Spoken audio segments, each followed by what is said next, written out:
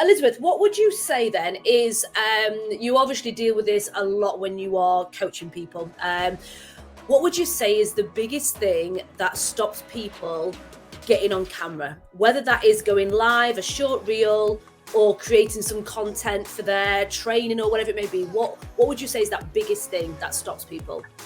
I mean, the biggest thing is really confidence. It's like, or the fear. Yeah, I think that fear of going, oh, but I don't know what I'm doing. You don't feel confident. And I always remind people that confidence is a skill. Mm-hmm. Because probably you're super confident in what you're doing, what your main thing is. But people think that confidence can't be transferred. And of course it can, because competence breeds confidence. One of the things I like to do with my clients is get them to really feel into how they feel when they're at their most confident. And then we kind of work on setting you up to have that feeling when you go and do something that is out of your comfort zone. And also you just have to remind people that whenever you do something for the first time or the first 5 times, because you don't know how to do it or it's a new thing, you're going to feel a little bit like uncomfortable. Yeah. So priming your mindset is super important. Mm-hmm. I wish I had like a magic wand that would just go, oh, now you're going to love it. You have to get over that cringe factor. Mm-hmm. So many times. The message is true. If you are passionate about your message, some people may find that cringy, but they're not going to be your people. They're not going to be they're not going to be clients of yours. So if you are truly passionate about your message and you're selling something you truly believe in, then it's not cringy. But it's very important that you said about the confidence thing, because I've got that so much in my life. So but you're confident. You're confident on camera. You're confident at this.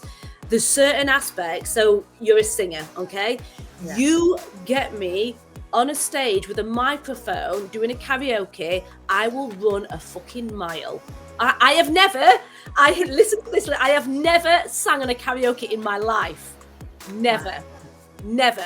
And it's actually a hurdle that I wanna do it. But that to me, whereas if you put a stage right in the middle of a nightclub in front of thousands of people and put some music on and I'm there in my dance gear, I'm all over that.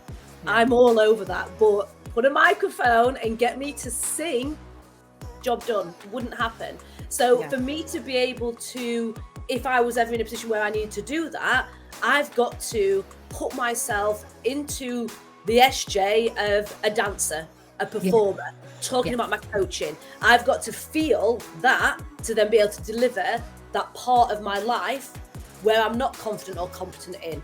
And that's what I say a lot when I'm coaching people in terms of mindset. Confidence, you've got to pick where you're really confident at and use that for this new skill. Or if you feel that you haven't got that, look at somebody that you look up to and you admire. How are they standing? How are they presenting themselves? What would they do in this situation? And actually embody that person, even if it's bloody Wonder Woman or whatever, embody that person before you get on camera.